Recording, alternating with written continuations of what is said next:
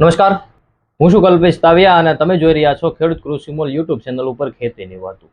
મિત્રો, આજની આ ખેતી માહિતીના વિડીયોની અંદર આપણે વાત કરવી છે કે શેણાના પાક વિશે, અને એ શેણાનો પાક છે 70 થી 90 દિવસનો હોય અને આ સમયની અંદર મિત્રો આપણે કેવી માવજત આપીએ કે કેવા ખાતર છે કે દવાઓનો ઉપયોગ કરીએ તો આપણે સારું એવું ઉત્પાદન મિત્રો આપણે લઈ શકીએ, એના વિશે મિત્રો આ વિડીયોની અંદર આપણે વાત કરવાના છીએ.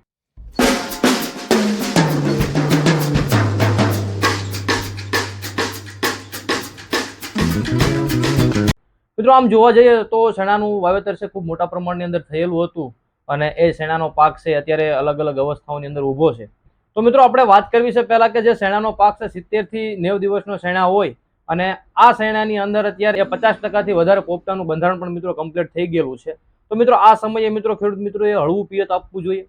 તો મિત્રો તમારી જમીન ભારે જમીન હોય, પાણી ભરાતું હાલતું હોય, વધારે ભેજ સંગ્રહ થાય એવી જમીનો હોય, ભારે કાળી જમીન હોય તો મિત્રો આવી જમીનોની અંદર આપણે પિયત આપવાનું ઓછું રાખવું જોઈએ. કારણ કે જે આ પ્રકારની જે જમીનો છે જે વધારે ભેજ સંગ્રહ રાખે છે એ જમીનની અંદર જો પિયત આપવામાં આવે તો શેણા છે પીળા પડવાનો પ્રશ્નો છે કે જાંબુડિયાના પ્રશ્નો મિત્રો સામે આવતા હોય છે. એટલે ખાસ ખેડૂત મિત્રો ધ્યાનમાં રાખવાનું છે કે 70 થી 90 દિવસની અંદર 50% પોપટાનું બંધારણ કમ્પ્લીટ હોય ત્યારે આપણે હળવું પિયત મિત્રો આપવાનું છે. તો મિત્રો આ હતી વાત છે શેણાના પાકની અંદર પિયત વ્યવસ્થાપનની. આગળ વાત કરીએ કે દાણાના બંધારણ માટે આપણે શું કરવું જોઈએ. તો મિત્રો શેણાના પાકની આપણે આગળ વાત કરીએ પ્રમાણે 70 દિવસની આજુબાજુનો આપણો શેણાનો પાક હોય અને ત્યારે મિત્રો છે 50% છે પોપટાનું બંધારણ કમ્પ્લીટ થઈ ગયેલું હોય તો મિત્રો આવા સમય છે અને એ સમયની અંદર દાણાના સારા બંધારણ માટે જે બજારની અંદર આપણે જે કેલ્શિયમ નાઇટ્રેટ મળે છે એને 50 ml પ્રતિ પંપની અંદર રાખી અને જો શેણાના પાકની અંદર છંટકાવ કરવામાં આવે તો પણ ખૂબ સારા રિઝલ્ટો મળે છે. ત્યાર પછી અત્યારે બજારની અંદર ઘણી બધી કંપનીઓ છે જે કેલ્શિયમ અને બોરોનનું મિશ્રણ આપે છે, મિક્સ દવા આપે છે. એને પણ મિત્રો કંપની પ્રમાણે જે અલગ અલગ ડોઝ હોય છે, પરંતુ 20 થી 25 ml છંટકાવ રાખી પંપની અંદર રાખી અને જો છંટકાવ કરવામાં આવે તો પણ મિત્રો ખૂબ 70 દિવસની અવસ્થાએ શેણાના પાકની અંદર ખૂબ સારા રિઝલ્ટો મળતા હોય છે. મિત્રો આપણે વાત કરી કે કેલ્શિયમ નાઇટ્રેટ અને પિયત વ્યવસ્થાપન વિશે કે દાણાના બંધારણ માટે આપણે શું કરવું જોઈએ, કેવી માવજત આપવી જોઈએ. હવે પછી મિત્રો આગળ વાત કરીએ મહત્વની જે વાત છે તે કે શેણાના પાકની અંદર આપણે 85 થી 90 દિવસ પછીનો આપણો શેણાનો પાક છે અને આવા સમયે મિત્રો એટલે કે જે દાણાના બંધારણ માટે સારી ક્વોલિટીનું ઉત્પાદન લેવા માટે આપણે શું કરવું જોઈએ કે કેવી માવજત આપીએ તો આપણા શેણાના પાકની અંદર આપણે સારું એવું ઉત્પાદન લઈ શકીએ. તો મિત્રો તમારો શેણાનો પાક છે 85 થી 90 દિવસ પછીનો પાક હોય તો મિત્રો આવા સમયે બજારની અંદર જે પોટેશિયમ સલ્ફેટ આવે છે તેનો તમે ઉપયોગ કરી શકો છો. પંપની અંદર 100 ગ્રામ રાખી એટલે કે જે બજારની અંદર આપણે વોટર સોલ્યુબલ ગ્રેડ આવે છે 0050 આપણે એની વાત કરી રહ્યા છીએ. એટલે કે પંપની અંદર 100 ગ્રામ રાખી અને જો તમારા પાકની અંદર છંટકાવ કરવામાં આવે તો પણ ખૂબ સારા રિઝલ્ટો મળે છે. મિત્રો આ 0050 ની અંદર 50% જેટલું પોટાશ આવે છે, 17.5% જેટલું સલ્ફર આવે છે. મિત્રો આનો ઉપયોગ કરો તો પણ ખૂબ સારા રિઝલ્ટો મળે છે. પરંતુ મિત્રો જ્યારે પણ આ પોટેશિયમ સલ્ફેટનો તમે ઉપયોગ કરો છો ત્યારે ખાસ એક ખેડૂત મિત્રો એ બાબતનું ધ્યાનમાં રાખવાનું છે કે આની સાથે ક્યારે પણ મિત્રો આપણે ફૂગનાશકનો ઉપયોગ નથી કરવાનો. ત્યાર પછી બજારની અંદર જે પોટેશિયમ થાયોસલ્ફેટ પણ આવે છે, જે લિક્વિડની અંદર આવે છે, જે કે પોટાશ એની અંદર 25% આવે છે, 17% જેટલું સલ્ફર આવે છે. 35 થી 40 ml પંપની અંદર રાખી મિત્રો એનો પણ તમે તમારા શેણાના પાકની અંદર છંટકાવ કરી શકો છો. એના પણ ખૂબ સારા રિઝલ્ટો છે.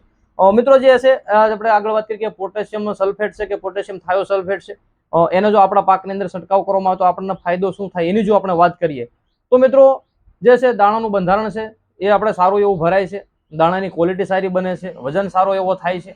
એટલે જો આનો છંટકાવ કરવામાં આવે તો ખૂબ સારા રિઝલ્ટો મળે છે. અને આજે આ પોટેશિયમ સલ્ફેટ છે કે પોટેશિયમ થાયોસલ્ફેટ છે એની ખાસ એવી કોઈ ખર્ચ પણ નથી. એટલે ખાસ ખેડૂત મિત્રોને વિનંતી છે કે બધા જ ખેડૂત મિત્રો શેણાનો પાકનું વાવેતર કરેલું છે, 85 થી 90 દિવસ પછીની પાકની અવસ્થા છે તો મિત્રો આ સમયે છે આનો મિત્રો ઉપયોગ કરજો. ખૂબ સારા એવા રિઝલ્ટો પણ મેળવે છે અને અમે ઘણા બધા ખેડૂત મિત્રો પાસે આની ટ્રાયલ લીધેલી પણ છે, ખૂબ સારા રિઝલ્ટો મેળવેલા છે અને ઘણા બધા ખેડૂત મિત્રો છે એ આનો સ્ટેપ બાય સ્ટેપ ઉપયોગ પણ મિત્રો કરી રહ્યા છે.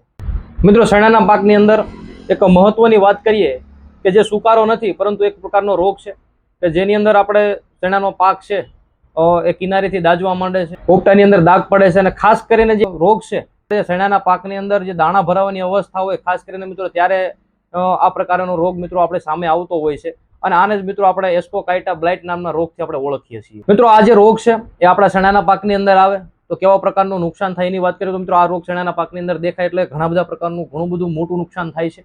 જે પોપટા છે પોપટા ભરાવા નથી દેતું અને જે પોપટા છે એની અંદર જે રોગ આવે એટલે પોપટાની અંદર દાણા નાના રહી જાય છે, પોપટા ખાલી રહેવાના પ્રશ્નો આવે છે, પોપટાની અંદર સ્ક્રીનની અંદર બતાવવું એ પ્રમાણે પોપટાની અંદર ડાઘ પડતા હોય છે. તો મિત્રો આના નિયંત્રણ માટે આપણે હવે શું કરવું જોઈએ એની જો વાત કરીએ તો ખાસ કરીને જ્યારે રોગના લક્ષણો આપણા પાકની અંદર દેખાય ત્યારે જો એની અંદર જો ફૂગનાશક દવાઓનો છંટકાવ કરવામાં આવે તો પણ મિત્રો ખૂબ સારા રિઝલ્ટો મળતા હોય છે. મિત્રો હવે જ્યારે રોગ દેખાય આપણા પાકની અંદર ત્યારે આપણે કેવા પ્રકારના ફૂગનાશકનો ઉપયોગ કરવો જોઈએ એની જો મિત્રો વાત કરીએ તો જે બજારની અંદર એઝોસ્ટ્રોબિન અને ડાયફેનકોનાઝોલ આવે છે એ છે 20 ml પ્રતિ પંપની અંદર રાખીને છંટકાવ કરવામાં આવે તો પણ ખૂબ સારા રિઝલ્ટો મળે છે.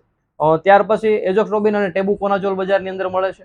એને પણ 20 થી 25 ml રાખી અને આપણા ચણાના પાકની અંદર જો છંટકાવ કરવામાં આવે તો પણ ખૂબ સારા રિઝલ્ટો મળે છે. ત્યાર પછી એઝોસ્ટ્રોબિન પ્લસ ક્લોરોથાનોનિલ જે આવે છે 25 થી 30 ml રાખી પંપની અંદર અને ચણાના પાકની અંદર ઘાટો સ્પ્રે કરવામાં આવે તો મિત્રો આજે એસ્કોકાઇટા બ્લાઇટ નામનો જે રોગ છે એની ઉપર આપણે સારું એવું રિઝલ્ટ મિત્રો મેળવી શકીએ છીએ. તો મિત્રો આથી આપણે ચણાના પાકની અંદર વાત કરી કે દાણો બંધારણ માટે શું કરવું જોઈએ, પિયત વ્યવસ્થાપન કે 70 થી 90 દિવસની સમયગાળો છે, આ સમયગાળાની અંદર આપણે કેવા પ્રકારની ટ્રીટમેન્ટ આપવી જોઈએ કે માવજત કરવી જોઈએ. મિત્રો ત્યાર પછી આપણે વાત કરીએ કે સુકારાની અંદર એસ્કોકાઇટા બ્લાઇટ નામનો જે રોગ છે એના નિયંત્રણ માટે આપણે શું કરવું જોઈએ. જો તમારે પણ ચણાના પાકનું વાવેતર કરેલું છે તો મિત્રો આ પ્રકારની ટ્રીટમેન્ટ આપજો, ખૂબ સારા રિઝલ્ટો છે અને ઘણા બધા ખેડૂત મિત્રો પાસે અમે આ પ્રકારની ટ્રીટમેન્ટ પણ લેવડાવેલી છે. મિત્રો વિડીયોની અંદર આપવામાં આવેલી માહિતી છે જો સારી લાગી હોય, ઉપયોગી લાગી હોય તો વિડીયોને લાઇક કરજો.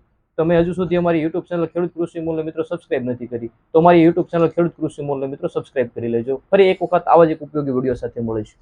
ધન્યવાદ.